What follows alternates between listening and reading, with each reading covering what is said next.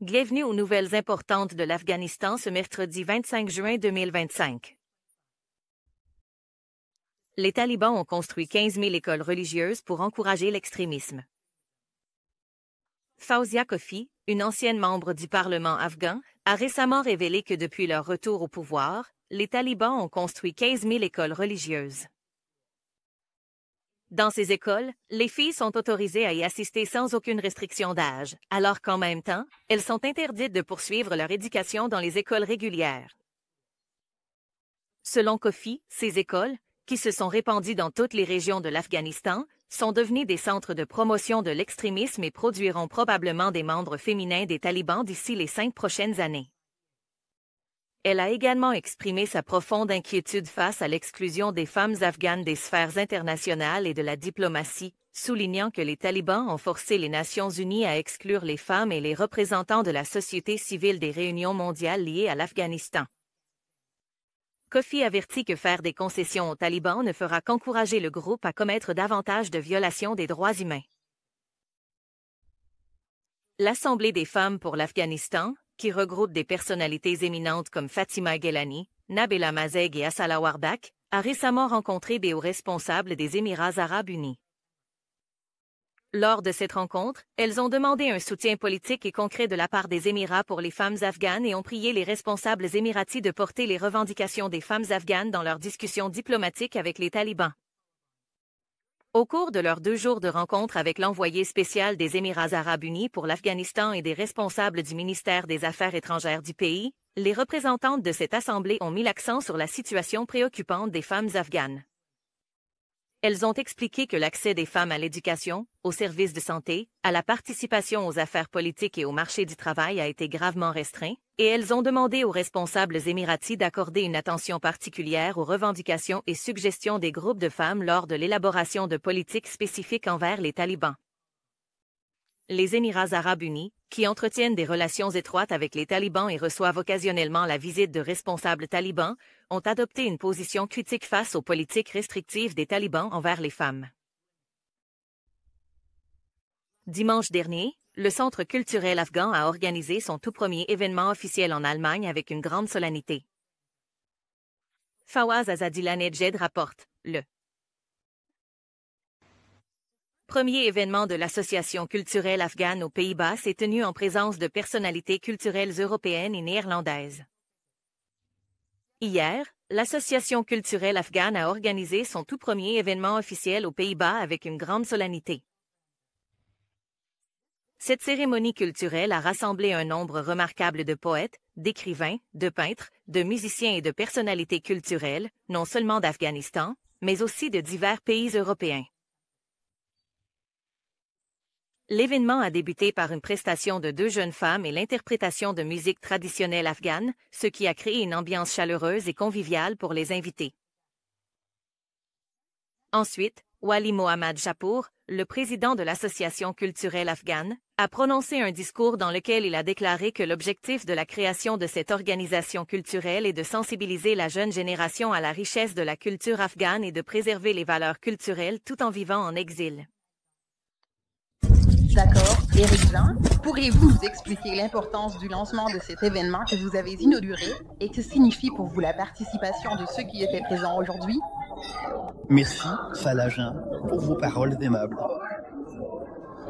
Dieu merci, vous êtes venus et vous nous avez soutenus dans l'organisation de cet événement culturel. Aujourd'hui, c'est le tout premier événement du Centre culturel afghan aux Pays-Bas qui se tient le 21 juin 2023 ici, dans cette salle. Un groupe de personnalités culturelles provenant de différentes villes et de divers pays européens sont venus se joindre à nous et nous soutenir pour organiser cette rencontre ensemble. Le Centre culturel afghan aux Pays-Bas est une organisation qui fonctionne sous l'Union des associations afghanes aux Pays-Bas ou le Centre culturel afghan aux Pays-Bas. Et pour nous, au cours des 20 dernières années de travail culturel et social, nous avons créé un chapitre historique au sein des associations.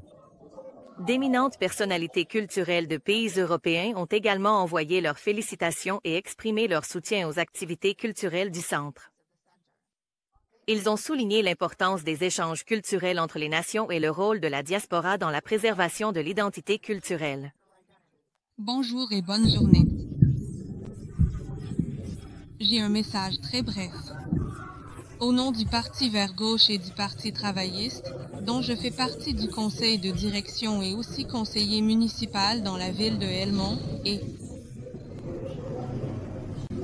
c'est un plaisir et un honneur pour moi d'être présent aujourd'hui à ce magnifique rassemblement à l'occasion du tout premier programme du Centre culturel afghan aux Pays-Bas. Aux côtés de vous, les intellectuels, les éducateurs et les étudiants. Cet événement a suscité beaucoup d'enthousiasme et, au final, la rencontre s'est terminée par un concert animé et varié de musique afghane. Même si c'est particulièrement difficile, nous allons absolument tout faire pour créer de l'espoir. Le Centre culturel afghan a l'intention de continuer à organiser des événements similaires à l'avenir afin d'offrir une plateforme pour faire découvrir la culture afghane et pour connecter la jeune génération d'immigrants à leurs racines culturelles. Un nom qui nous est familier à tous et à toutes, un nom qui symbolise vraiment l'ancienne histoire nationale de l'Afghanistan.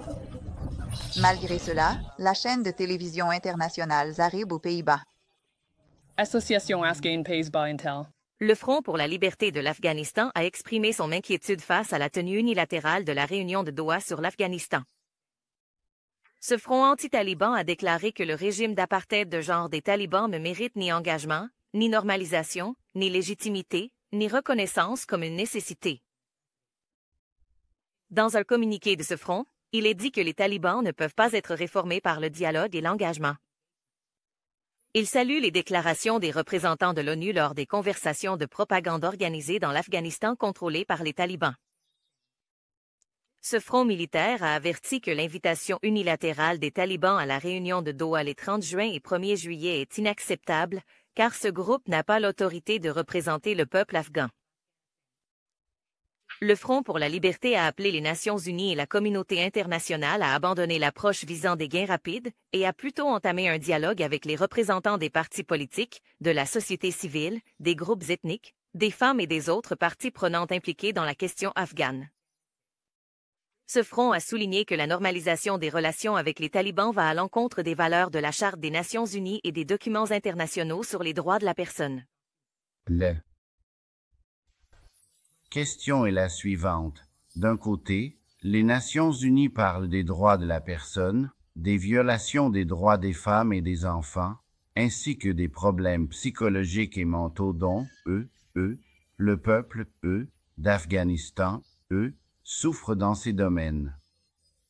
Et de l'autre côté, ils, font du lobbying, en faveur des talibans. C'est vraiment étonnant.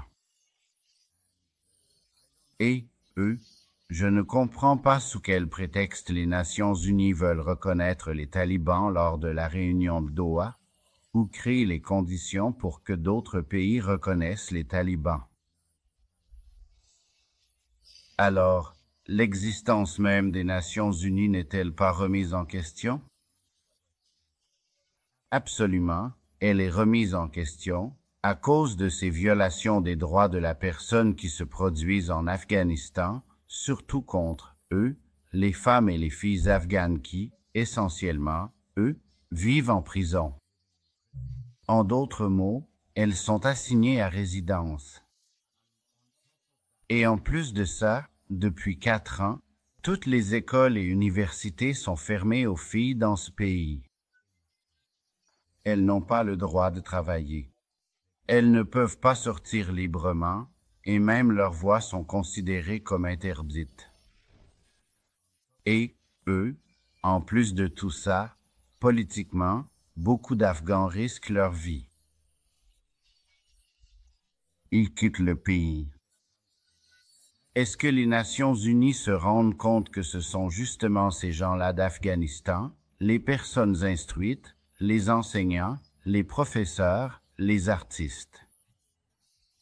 Et quand je parle d'artistes, je veux dire dans plusieurs domaines différents, tous fuient à cause de l'oppression, du chômage persistant, des pressions psychologiques et mentales très importantes, ainsi que des problèmes économiques graves qui sont apparus avec l'arrivée des talibans, et maintenant, les Nations unies veulent vraiment les reconnaître? J'insiste, quelle réponse les Nations unies et les institutions qui en font partie, qui agissent au nom des droits humains, des droits des femmes, des droits des enfants et de dizaines d'autres enjeux, vont-elles donner à cela? Qu'ont-elles dit au peuple afghan, au monde? Qu'est-ce qu'elles disent? Quel genre de jeu essaient-elles encore de jouer? J'espère que les Nations unies vont revoir leur approche et qu'elles vont non seulement s'abstenir de reconnaître les talibans, mais aussi exercer des pressions sur différents pays à travers le monde afin qu'eux aussi augmentent la pression sur les talibans, créent les conditions nécessaires de manière à ce que les talibans puissent répondre pleinement aux demandes du peuple afghan, de la communauté internationale et des Nations unies. Ahmadullah Metaki, le responsable de l'information et de la culture des talibans en Irak, a annoncé que l'expulsion massive des réfugiés afghans d'Iran s'est intensifiée après la guerre Iran-Israël. Selon lui, avant ces conflits, environ 1000 migrants afghans étaient renvoyés de force chaque jour en Afghanistan par la frontière d'Islam Kala. Mais après la fin de la guerre, ce chiffre est passé à 9000 personnes expulsées de force. Metaki a déclaré lors de la cérémonie qu'en plus des expulsions forcées, environ 4000 autres personnes retournent également volontairement en Afghanistan par cette frontière. Il a prédit que dans les prochains jours, le nombre total pourrait atteindre de 15 000 à 20 000 personnes par jour. Tout comme le mot guerre lui-même le suggère, c'est vraiment un mot terrible. Et de la même façon, la guerre est un phénomène extrêmement néfaste et, destructeur, non seulement pour les individus mais pour toute une région dans son ensemble. La guerre Israël-Iran ou Iran-Israël porte aussi ces deux caractéristiques graves. Ça a été un phénomène désastreux pour les populations et les habitants des deux pays et en même temps, un acte extrêmement terrifiant. Malheureusement, les citoyens afghans qui, par nécessité et par contrainte, et avec toute la compréhension et la douleur qu'ils ont endurée après plus de 5 décennies de guerre en Afghanistan, maintenant que l'atmosphère de guerre commence peu à peu à s'améliorer et que le conflit tire lentement à sa fin, ou peut-être est déjà terminé, les citoyens afghans ne sont pas tranquilles. Ils sont expulsés et, même avant ça, quand la guerre avait commencé, les citoyens afghans voulaient retourner dans leur pays d'origine. À la frontière entre l'Afghanistan et l'Iran, ou l'Iran et l'Afghanistan, les forces frontalières iraniennes et afghanes leur infligent un traitement inhumain et extrêmement dur, sans aucune compassion. Cela leur cause beaucoup de détresse. On voit à quel point il est douloureux de vivre la pauvreté, la migration, l'impuissance, d'être forcé de travailler, surtout dans un pays étranger, puis de revenir dans les bras de la patrie pour y retrouver encore de la souffrance. À quel point cela apporte du désespoir. Même aujourd'hui, quand on reçoit des nouvelles par les médias et les contacts disponibles, on voit que beaucoup de familles cherchent leur soi-disant chef de famille ou gagne-pain qui a disparu. Elles essaient de retrouver leurs enfants. Elles arrivent à les retrouver.